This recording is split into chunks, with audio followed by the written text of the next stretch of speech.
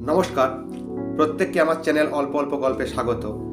আমার আজকের আলোচনা ফ্রেঞ্চ ফ্রাই বা সহজভাবে যার পোশাকি নাম আলু ভাজা। ফ্রেঞ্চ ফ্রাই শব্দটি শুনলে হয়তো আমাদের মনে হতেই পারে যে এটি এক ধরনের নতুন কোনো রকমের খাবার, কিন্তু আসলে বিভিন্নভাবে বিভিন্ন জায়গায় এর বিভিন্ন নাম আছে। যেমন chips, finger chips, fries hot chips, steak fry, slab chips এবং আমরা পরিচিত আলু ভাজা। আমাদের প্রত্যেকের কাছে অত্যন্ত জনপ্রিয় এবং একটি মুখরোচক খাবার। সরু আলু ভাজা, ঝুরি আলু ভাজা, গোল করে কেটে আলু ভাজা, বিভিন্ন রকমভাবেই আলু ভাজার পদ সৃষ্টি করা হয়।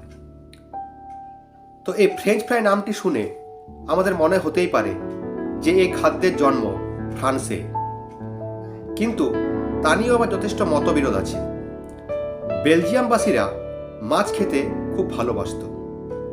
তারা লম্বা লম্বা করে মাছ কেটে ডুবো তেলে ভেজে খেত, কিন্তু শীতকালে নদীর জল বরফ হয়ে যাওয়ায় মাছের অভাবে তারা অবশেষে একটা বুদ্ধি বের করল। ঠিক একই রকমভাবে আলু ভেজে তারা খাওয়া শুরু করল। পরে অবশ্য ধীরে ধীরে মাছের থেকে আলুর দিকেই তারা ঝোঁকে, কারণ আলু চাষ তাদের কাছে অনেক বেশি সহজ ছিল। 17 শতকের শেষ দিকে এভাবেই এই ফ্রাইয়ের জন্ম হয়। অন্য মতে আবার 1801 সালে ফরাসি রাঁধুনি থমাস জেফারসন আলু কেটে লবণ জলে ডুবিয়ে রেখে তার ডুবো তেলে ভেজে বিশেষ এক ধরনের পদ রান্না করেছিলেন, যদিও তখন এর নাম ফ্রেঞ্চ ফ্রাই দেওয়া হয়নি। ফ্রান্সে আলুর জনপ্রিয়তার পিছনে ছিল সেখানকার সেনাবাহিনীর ডাক্তার অ্যান্টোনিও অগাস্টিন পারমেন্তিয়ার। তার উদ্যোগে আলু চাষের অনুমোদন দেওয়া হয় এবং সেনাবাহিনীর মধ্যে আলু খাওয়ার প্রচলন হয়।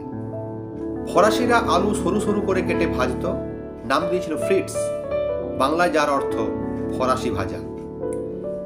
এসবের মধ্যে আমেরিকানরা আবার সব মতামতকে অগ্রাহ্য করে বলতে শুরু করে যে প্রথম বিশ্বযুদ্ধের সময় মার্কিন সেনাবাহিনী যখন বেলজিয়ামে ছিল তখন তারা সেখানকার লোকেদের কাছ থেকে এই ধরনের আলু ভাজতে শিখেছিল। সেই সময় বেলজিয়ানরা ফরাসি ভাষায় কথা বলতো, তাই মার্কিন সৈন্যরা এই খাবারের নাম দিয়েছিল ফ্রেঞ্চ ফ্রাই।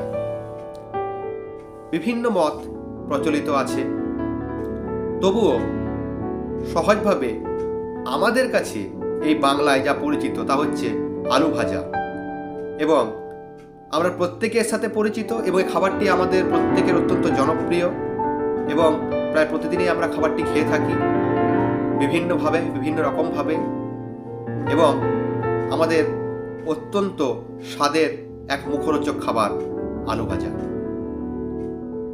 কেমন লাগলো আজকের এপিসোড? আশা করি ভালোই লেগেছে।